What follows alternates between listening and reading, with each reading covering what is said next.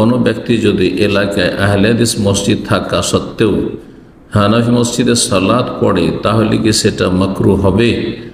দুইটা মসজিদ কাছাকাছি, একটা হানাফি আর একটা আহলে হাদিস।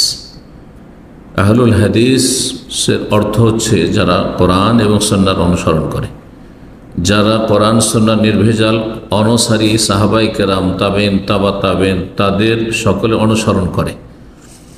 কোনো একজন ব্যক্তি কেন্দ্রিক রাসূলুল্লাহ সাল্লাল্লাহু আলাইহি ওয়াসাল্লামের পরে কোনো একজন ব্যক্তি কেন্দ্রিক তারা ইসলাম পালন করে না, অর্থাৎ তাদের মধ্যে কোনো মজহাবি গোড়ামি নেই। সমস্ত বিজ্ঞ আইম্মায়ে কেরাম, উলামায়ে কেরামদের সম্মান করে এবং তারা কোরআন এবং সুন্নাতকে বলবৎ রাখে জীবনে।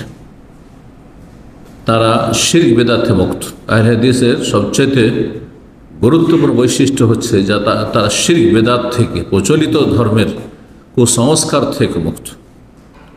তারা তাওহীদ সুন্নাতের অনুসারী। তাদের মসজিদ থাকা সত্ত্বেও এমন লোকদের মসজিদ আপনি সালাত পড়েন যাদেরকে আপনি হানাফি বললেন, কিন্তু আজকাল প্রকৃত হানাফি নেই। হানাফি মানে তারা মাতুরিদি, আল্লাহর আসমা সিফাত নাম গুণাবলীর ক্ষেত্রে যেটি ভ্রান্ত আকীদা, আশারি মাতুরিদি আকীদা। হানাফি মানে হচ্ছে সুফি, প্রচলিত হানাফি মানে সুফি, সেটা দেওবন্দি হানাফি হইলেও তারা সুফি পীরতন্ত্রে বিশ্বাসী, আর বেরেলভি হইল তো একবারে চরমপন্থী পীরতন্ত্রের ওলাতুস সুফিয়া তারা। জি, সুতরাং যদিও তারা দেওবন্দি, জামাতি হানাফি হোক না কেন, তবলিগি হানাফি হোক না কেন, তারা বেদাত মুক্ত নয়, বরং তাদের বিভিন্ন কিতাবাদিতে শিরক পর্যন্ত রয়েছে। যার ফলে আপনার কাছে তাওহীদ সুন্নাত অনুসারীদের মসজিদ রয়েছে, সুন্নাহ মোতাবেক সেখানে সালাত আদায় হয়, তাদের সাথে সালাত না পড়ে আপনি বেদাতের পিছনে সালাত পড়বেন, এটি অবশ্যই মাকরুহ, অবশ্যই ঘৃণিত কাজ।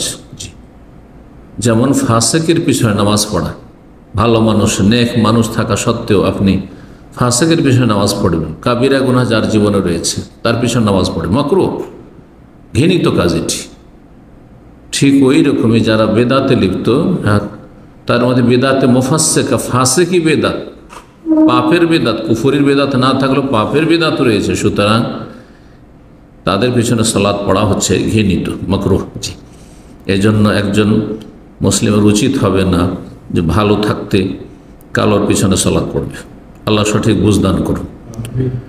তবে নিরুপায় হলে জায়েজ আছে, যদি বড় শিরক না দেখেন প্রকাশ্যে, তাদের আকীদা বলে বড় শিরক যদি দেখেন, যেমন কবর মাজার পূজার শিরক, পীরকে সেজদা করার শিরক, বড় শিরক ওয়াহদাতুল ওজুদ আর হুলুলের শিরক কুফর, তাহলে তাদের পিছনে সালাত পড়া জায়েজ না।